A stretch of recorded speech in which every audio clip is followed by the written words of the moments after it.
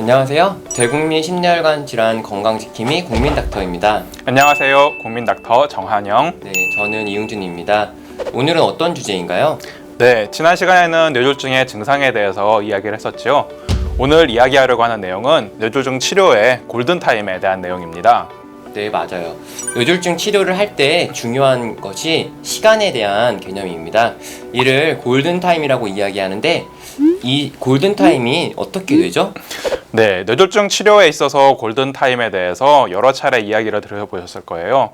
어쩔 때는 3시간이라고도 하고 또 4시간 반이라고 하는 분들도 있고 또는 24시간이라고 하기도 하고요. 어느 것이 딱 맞다고 이야기하기보다는 실제로 뇌졸중의 치료가 발전해 옴에 따라서 점차 골든타임이 이렇게 증가했던 것이죠. 네, 맞아요. 뇌졸중의 치료는 혈전용해제가 개발되었던 초기에는 3시간을 기준으로 이야기를 했었는데요. 이는 초기 연구에서 3시간 이내에 온 환자들을 대상으로 연구를 진행했기 때문이에요. 이후에 점차 혈전용해제가 환자들이 어느 정도 재계통이 가능한지에 대해서 연구들이 진행이 되면서 점차 4.5시간, 6시간, 그리고 최근에는 24시간까지 증가하게 되었어요. 환자들을 잘 선택할 수 있도록 하는 영상 기법들이 점차 발전을 해왔기 때문이고 다양한 치료 기법들이 발전하게 되면서 이렇게 골든타임들이 점차 늘어날 수 있었던 것이죠. 네, 예전에 비해서 점차 골든타임의 영역이 많이 증가했던 것이네요. 네, 그렇다고는 해도 주의할 것은 골든타임 이내에 온다고 해서 똑같은 치료를 받고 똑같은 결과를 예상할 수 있는 것은 아니라는 점입니다. 네, 환자들마다 치료의 효과가 다 다를 수 있기 때문이군요. 그건 왜 그렇죠? 뇌졸중의 증상이 생겼을 때 막히는 혈관들이 사람마다 다르기도 하고 또 설사 동일한 부위를 공급하는 혈관이 막혔다고 하더라도 뇌의 방어 체계가 사람마다 모두 다르기 때문이에요.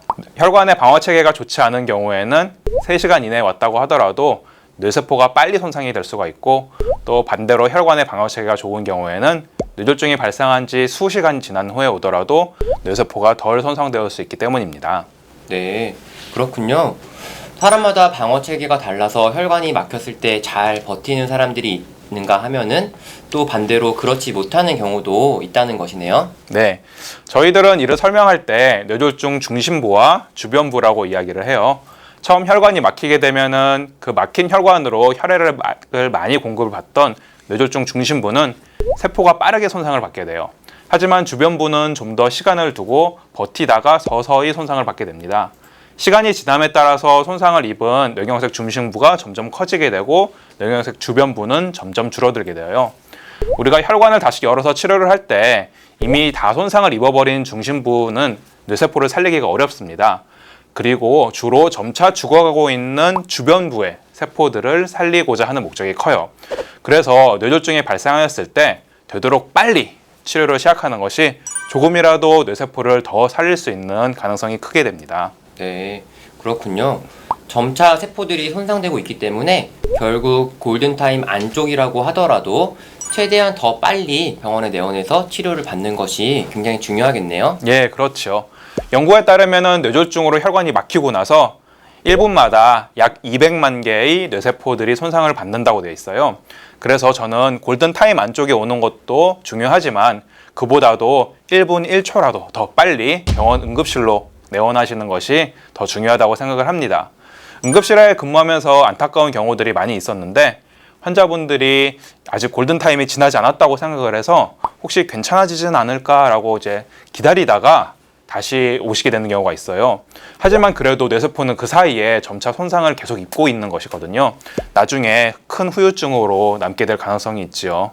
맞아요. 저도 사실 그런 경험들이 굉장히 많이 있습니다. 바로 병원에 내원하셔야 되는데 조금 기다렸다가 병원에 오시는 경우들이 생각보다 많이 있어요. 그럼 이러한 뇌경색이 생겼을 때 혈관을 뚫기 위해서 어떻게 치료하는지 한번 이야기를 해볼까요? 크게 제가 알기로는 정맥으로 주사를 놓는 혈전용해술과 또 동맥으로 직접 들어가서 막힌 혈관을 뚫어주는 혈전 제거술이 있죠? 네, 그렇습니다. 정맥 혈전 용해술은 정맥 주사로 혈전을 녹이는 약을 투약하는 것이에요. 아무래도 정맥으로 들어가기 때문에 약을 빨리 접근을 해서 치료를 할 수가 있어요. 동맥 혈전 용해술 같은 경우에는 동맥을 통해서 카테터라고 하는 가느다란 도관을 직접 머리까지 넣어서 치료를 하는 것인데 조금 더 느릴 수는 있지만 보면서 뚫기 때문에 좀 더 확실하게 혈전을 제거할 수가 있지요. 네, 두 가지 치료가 각각 특징점들이 있는 거네요.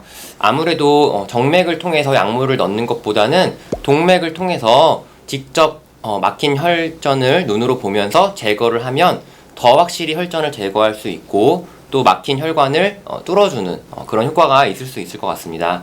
그러면 뇌경색으로 오는 환자들에서 모두들 이런 치료를 할 수 있나요?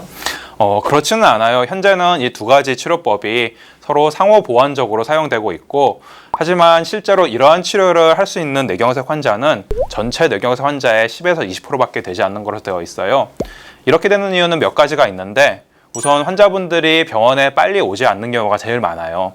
또한 이러한 치료를 할 수 있는 골든타임 이내에 왔다고 하더라도 환자의 증상이 매우 경미하거나 아니면 막힌 혈관이 너무 작아서 동맥으로 도안을 삽입할 수 없는 경우 같은 경우에는 혈전 용해술을 하지 않는 경우도 많이 있어요. 네. 만약에 그렇다면은 환자분들이 조금 기다렸다가 병원에 오시게 돼서 골든타임을 이미 넘어버린 상황에서 병원에 오신 경우에는 어떻게 해야 되죠? 사실 골든타임을 놓쳤다고 하더라도 치료를 최대한 빨리 시작하는 것이 중요하겠습니다. 앞서 말씀드렸던 것처럼 여러 가지 발전된 영상 기법을 통해서 아직 살릴 수 있는 뇌세포들이 어느 정도 있는지 직접 확인을 해서 적절한 치료를 진행할 수가 있어요. 그리고 또 여러 가지 약물 치료나 뇌의 붓기를 감소시키는 치료, 그리고 재활 치료 같은 것을 진행해서 예후를 좋게 만들 수도 있습니다.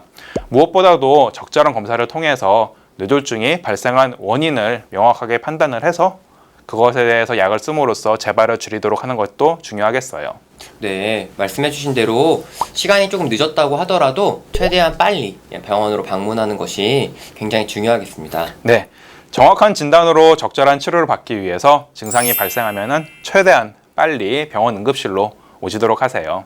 네, 오늘은 뇌졸중의 골든타임에 대해서 알아보았습니다. 세 줄로 요약 정리해보면요.